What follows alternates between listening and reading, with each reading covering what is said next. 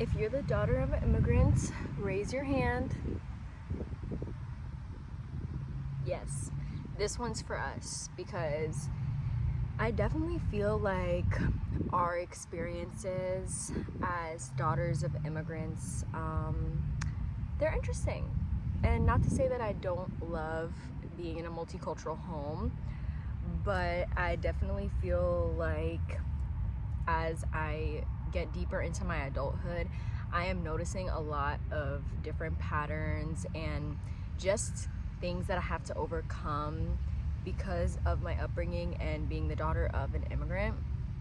And I think I'm gonna make this a series because y'all, being in an unconventional career, like pursuing art and like being the daughter of an immigrant, and like, you know, my parents are African, and I honestly feel like most immigrant parents have like very high expectations for their children.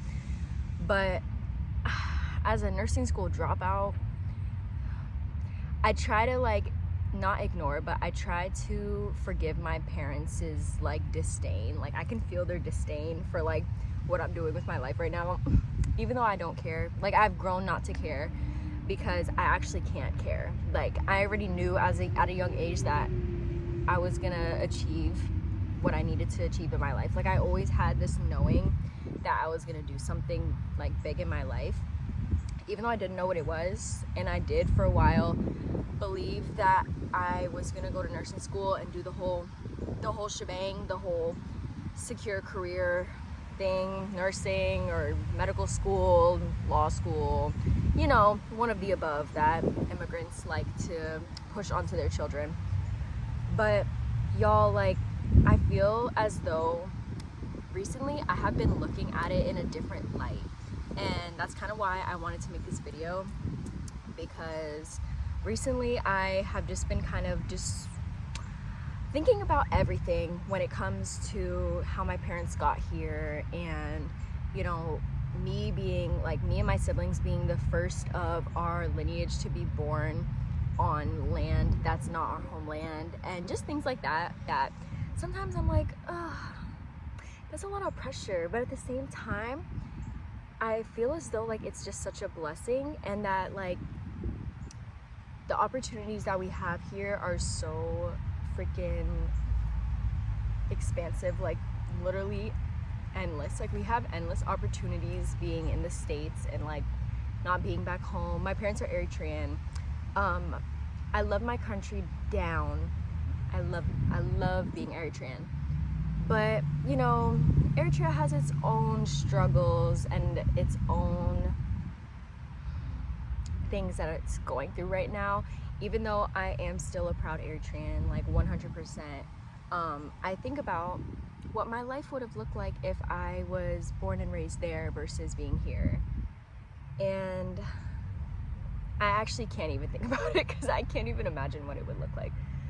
But all that being said, I genuinely feel as though like my ancestors and those who came before me really do want me to pursue what it is that I'm pursuing now. And it's not really about the money, or it's not about having the status of, you know, having this job that is like applauded. Like, no, I think I've always been the black sheep, and if you can relate to this, you know, being the black sheep in an immigrant household is hard. It's hard. Like, dude, me and my parents had our fair amount of fights. Like, I used to get into it with them, like especially when I was like 19. But now that I'm older and I have matured, obviously, and like I see them in a different light, and I have a lot of compassion for them and all that they went through to get here. I'm very appreciative, I'm very grateful, but I also want them to respect that I'm gonna do my own thing regardless. Like, no matter how much I love them, like I just can't live to please them. I hope that one day they will be pleased. 444 when I looked at my phone. That they will be pleased by, you know, what I do with my life. But I know they love me, and I know that they just want the best for me, but their best is not my best. So that's where the disconnect is. But at the end of the day, like, I am gonna do what I need to do, and I am gonna stop being scared, because I feel as though a big part of me not fully committing, like, yes, I committed to the artist's path and I committed to doing the unconventional things that I felt called to do, but when it comes to, for example, making videos, like, I feel like I just took it so seriously up until this point in my life where I was like, oh, I need this, I don't have this, and like, I don't have the things I need. Girl, I literally have everything I need. Like, and I feel like I was making those excuses because deep down I was scared of the possibility that, you know, this did work out, and that, like, I don't know, I feel like low-key parts of me was scared to disappoint them, so I was trying to do the more quiet things, like focusing on my painting and stuff like that, which I still do love, but I've always wanted to make videos and share my voice. And I think that growing up in a household that kind of not limited my expression, but limited my expression in a way, I always felt kind of like I had to walk on eggshells, and my parents didn't really know what to do with me when I had all these big thoughts and opinions. So I kind of just learned to, like, hold them in, and this is me opening up.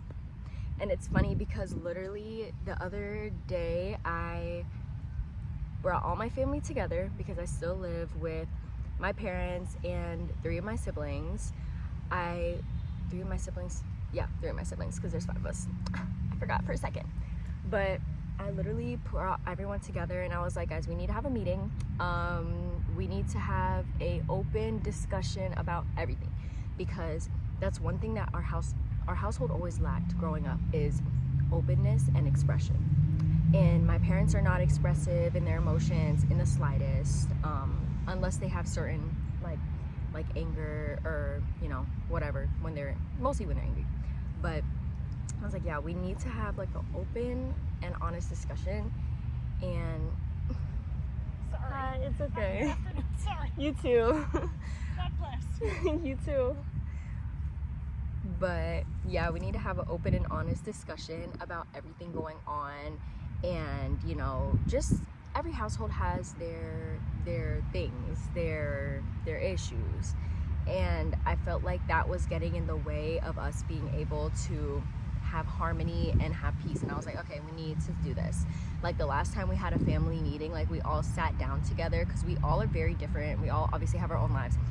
And the last time we did this was probably when I was like 15, like probably close to 10 years ago. So I was like, we need to do this. And the relief that I felt afterwards, bruh, like I feel like I can move more freely in the house. Like I genuinely feel like I have more of an open connection and like just more open discussion with my parents. Like I literally called them out after I gave them my gratitude and appreciation, always, because regardless of anything, like I'm gonna always have that gratitude for them. But yeah, no, I feel like the point of this video that I really wanted to make is that sometimes being an immigrant daughter, like we tend to sacrifice ourselves, like overly sacrifice ourselves. And I'm not the oldest daughter. I have an older sister, but she moved out, so I kind of am, not kind of, I literally am the oldest now in the house. So it comes with a certain like level of expectation, and I feel as though like sometimes that can be a lot on us.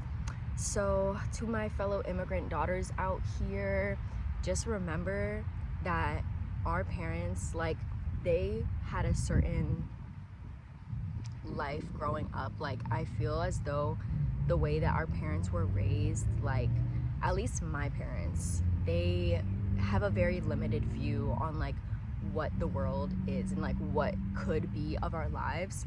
And that's why they kind of all push for the same like type of career fields or whatnot for us. But then end of the day, we know the truth about our current reality and how many opportunities there are in the world right now. And we also know that we are put on this earth to pursue like whatever it is we feel called to pursue. So I know it's hard to go against the grain when it comes to our parents and what it is they want for us, but at the end of the day, it really is about honoring yourself. I don't want to make this video too long, but I feel like we owe it to ourselves. We really do. And one day when we look back, we will actually have that fulfillment that we chose to do it, whatever it is that we wanted to do, and commit to it. Like, something I'm still working on, but really committing to it and showing up for yourself every single day, I feel like is the key. And hopefully they'll catch on. But unfortunately, sometimes not everyone is meant to understand you and what it is you're doing in your life, and that's okay. But I do know that my parents just want what's best for me, and that they'll be happy when I'm happy. So focus on making you happy, filling your cup, not over-sacrificing, because it's easy to do that and always show up for the people around you and not do that for yourself. But no, we deserve that same energy that we give other people. We deserve to give it to ourselves. And today I kind of felt weird because I kind of just was like, like I woke up and I was like, I don't want to do life today. Like, I'm just kind of tired. But I had to wash my hair, get myself ready, and I was like, let me just make a video, because I did tell myself that I wanted to stop taking this so seriously and make it fun again and just have this as a form of expression. So that's what we're doing here today. So I hope that this video reaches whoever it needs to reach, and I hope that my fellow immigrant daughters do something for themselves today. If you're not an immigrant daughter and you're watching this, what's up? What's it like? I honestly can't imagine. Like, dude, side note, growing up, like, there were so many moments where I didn't realize how different like my household was until I was like in school, or I was actually a Girl Scout too. So I would like be around the other girls, like the American girlies, like people with white parents or just some very Americanized parents, and I'll be like, oh, that's not how we do it in my house. But it is what it is. I feel as though like it's a blessing to have that experience, and a blessing and a curse, but mostly a blessing. I try to think of it as like a good thing. But yeah, that's really all I had to say, y'all. Oh, and also, bro, I need to learn how to speak my language, bro. Like, if you're an immigrant daughter girly, and you know how to speak your native language, I'm jealous. I need to learn. I understand it fluently, but like speaking it just comes out so weird, because Tigrinya is honestly a pretty hard language. I'm not gonna lie, like it's pretty hard, but at least I understand it. So that's the next step. Like, I genuinely really want to learn.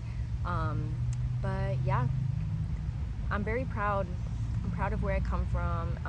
I'm proud of my upbringing, even though we had some rough times, and you know, we did not have it all. We were not living in luxury, but I feel like all of that kind of built so much character into who I am right now. And yeah, don't forget that, and be proud of where you come from. And I'm excited to talk more topics about this. This was kind of like a broad, scattered video, but I do have a lot of things that I want to like actually address under this topic. So yeah, I'm gonna call it a day, but I hope that this message helps somebody. If not, that's okay too. I'm doing this just mostly for myself, because I know that this is something that I'll probably need to hear later down the line when I'm like mad at my parents or something. But yeah, guys, have a blessed, lovely day. Until next time.